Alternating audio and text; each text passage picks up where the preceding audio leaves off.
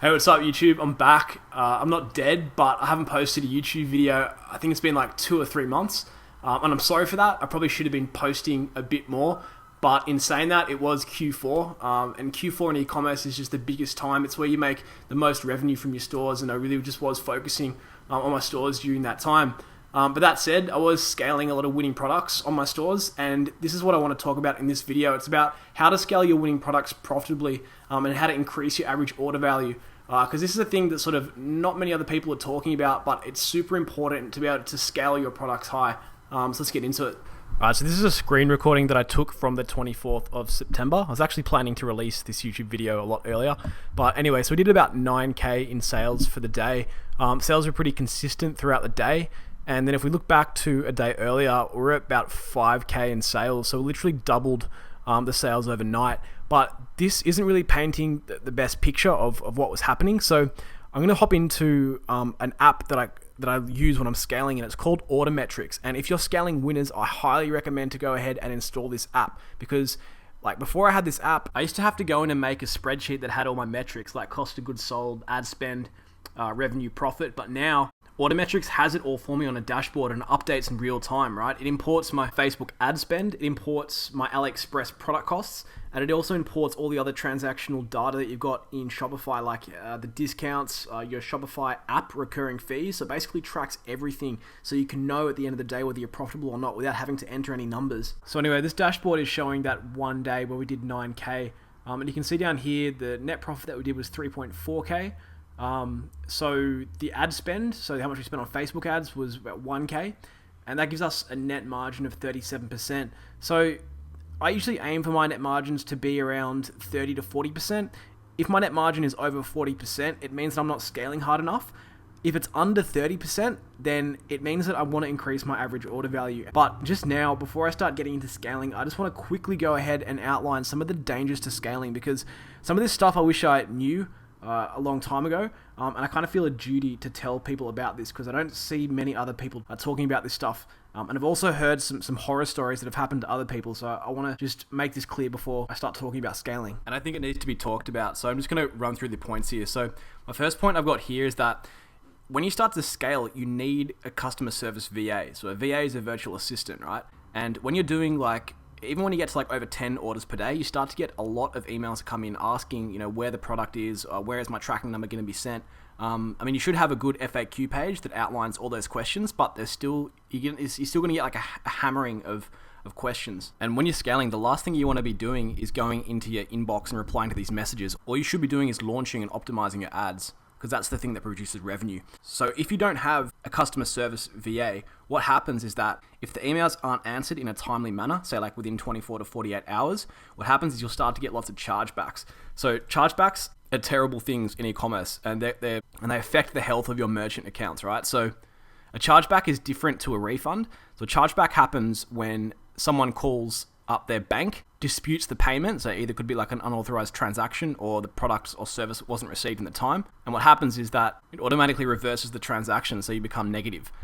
So these chargebacks are really dangerous, because on Stripe, if you go over 2%, you'll get a manual review, and it's possible that you can get your Stripe account banned. And I know that PayPal has a similar policy. So in order to get a customer service VA, it's pretty simple. If you go into any of like the big e-com groups, or if you join my Facebook group, e-com ladder, and just search the groups for customer service or VA, and you can find pretty cheap ones in there for about $5 to $6 per hour. So the second point here, I see a lot of people trying to scale their winning products on a PayPal personal account. So you don't want to do that. You want to set up a PayPal business merchant account, right? Because if you scale from a personal account, you're going to have a lot of trouble down the road, because PayPal doesn't really see it as like a legit business. So make sure you're using PayPal merchant business account.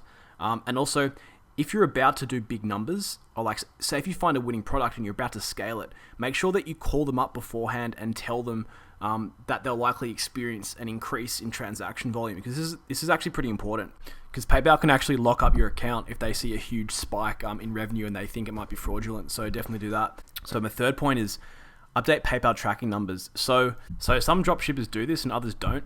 Personally, so I do this with a Shopify app. I think it's called Update PayPal Tracking Info. So it's just an app that updates PayPal tracking numbers and charges 20 cents per tracking number. And what this basically does is if you get a rolling reserve put on your account, then you can limit it to 7 days if you're updating the tracking numbers. So it's easier to manage cash flow if you can get your cash out quicker. So I do this, but I know lots of dropshippers don't do this. So this isn't 100% necessary, but I just like to keep my PayPal account clean and in the best health that it possibly can be. So another point here is backup credit cards. So if you're scaling, especially if you're using AliExpress, sometimes your credit card can get flagged and you have to verify your identity. This usually only happens once per credit card, but if it happens and you're scaling, you need another credit card to start keeping up with those orders. Another thing that can possibly happen is that sometimes your bank will actually block your credit card if you go over the limit, or if they see a spike in transaction volume as well. So yeah, definitely have some backup credit card. And if you're an international dropshipper, I'm definitely looking at getting a credit card that has a 0% currency conversion fee, so you don't get smashed by those conversion fees. So this is when you start scaling like hard, right? So when you're doing over 100 orders per day, you can go ahead and do it on AliExpress, but the safer option for this is to actually go off AliExpress and find a local Chinese sourcing agent who will go ahead and inspect the products and warehouse them themselves. There's a lot of these sourcing agents. And the last point is that definitely consider ordering and having a look at the product for yourself. I've got here if you don't have an agent, but even if you do have an agent, it's good to order the product, have a look at it. And the main reason for doing it is that you can make video ads from the product, right? So when I find a winner, I'll usually order it and get it sent to my house via express post. And then when I get it, I'll start filming the product and I'll make heaps of different video ads, and they always work very, very well. Video ads right now perform excellent. So yeah, I definitely recommend doing that. Alright, so now we've got that boring stuff out of the way. Let's get to the good bit. So, before scaling your ads, you need to know what you're looking at, right? You need to go into the data and you need to be able to determine whether to increase the budget or the bid, or whether to kill the ad completely, right? So there's one key driver metric which I use to base my decisions off, and that is ROAS. So ROAS is an acronym for return on ad spend. And if you go into the Ads Manager dashboard, this is the column that you need to turn on. So it's website purchase ROAS, in brackets return on ad spend. So this is like the driver in my decision making, right? Return on ad spend, the formula is just the revenue from the ad divided by the ad spend, and it will give you a ratio, right? And with that ratio, I will usually aim for my return on ad spend of 3. I mean, it depends on the margins of the product, but usually when you're pricing products for drop shipping, your break-even ROAS will be about 2. So you want to aim for 3. So I know lots of other people are pretty focused on cost per purchase instead of ROAS. And the reason I don't really look at that is because usually when I'm scaling, I'll have products that people won't just buy one product at a time, right? They'll buy like 2, 3, or 4 products in a bundle. And cost per purchase doesn't take into account bundling. It also doesn't take into account upsells either. So I look at the ROAS. But that said, I do have cost per purchase in my secondary metrics down here.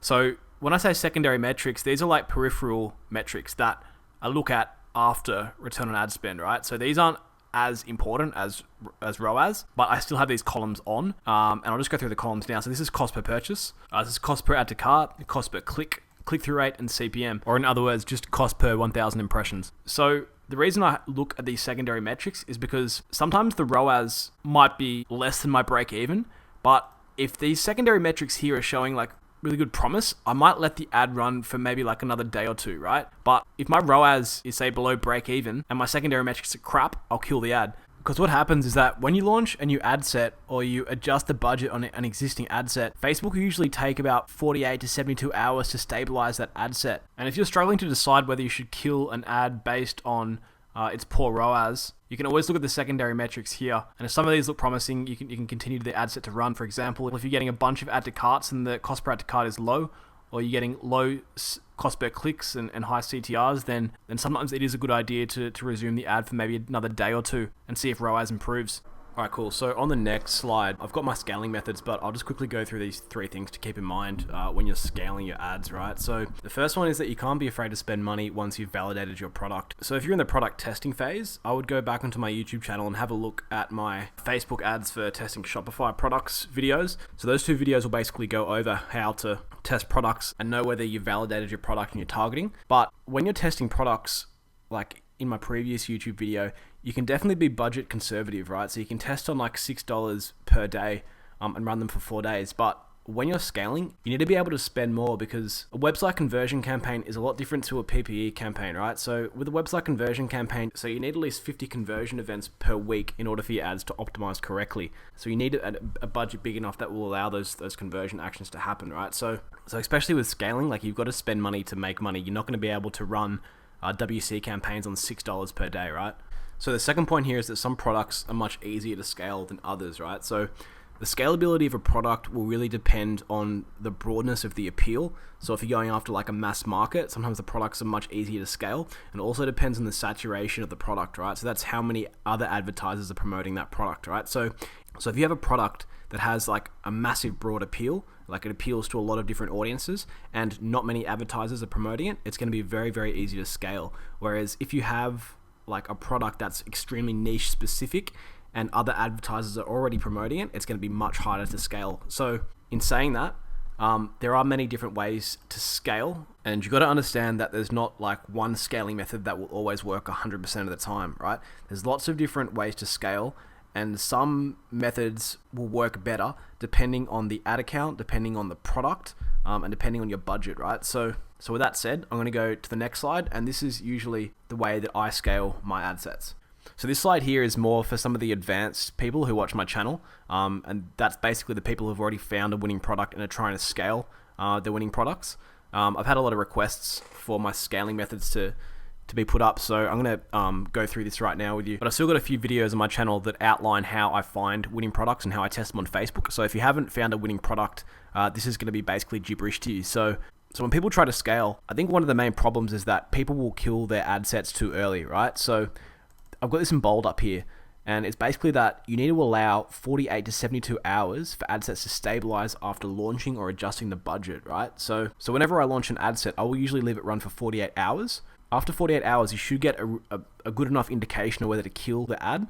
But from my previous slide as well, if you're struggling to know whether to kill the ad based on its ROAS, then you can let it run for another day if the peripheral signals are good, so that's 72 hours. But I will usually decide whether to kill or resume the ad after 48 hours. All right, so if you're following on from my previous Facebook ads testing video part 2, I've got there that when you reach day 4 on a profitable PPE campaign, you want to duplicate to a website conversion campaign, optimized for add to cart at $20 per day, right? So the reason I don't go straight to purchase is because at $20 a day, you're not really giving Facebook enough data to optimize it correctly. So I'll dupe to $20 a day, optimized for add to cart, then I'll run that for 48 hours. If that's profitable, then I'll dupe it again to a website conversion campaign optimized for purchased at $40 per day. So a lot of people have asked me, when I dupe to the website purchase at $40 a day, do I turn off my old WC add to cart at $20 a day? And the answer is no. If the $20 per day add to cart campaign is profitable, I'll leave it running. You're not really going to see any audience overlap at daily budgets that small. So I'm happy to leave it running. So that here is basically how to transition from a PPE campaign into a WC campaign.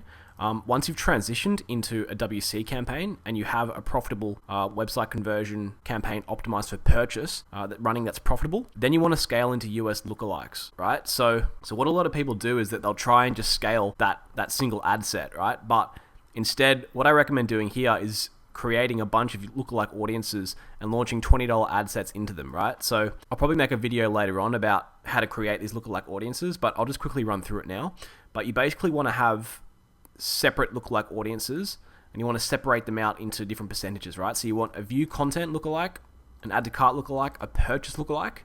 And so these 3 audiences here are engagement audiences, right? So you can create lookalike audiences out of people who have saved the ad, people who have engaged with the post, and also people who have viewed a certain percentage of the video, right? And the lookalike audiences that I create, they're split into things I like to call tight and loose audiences.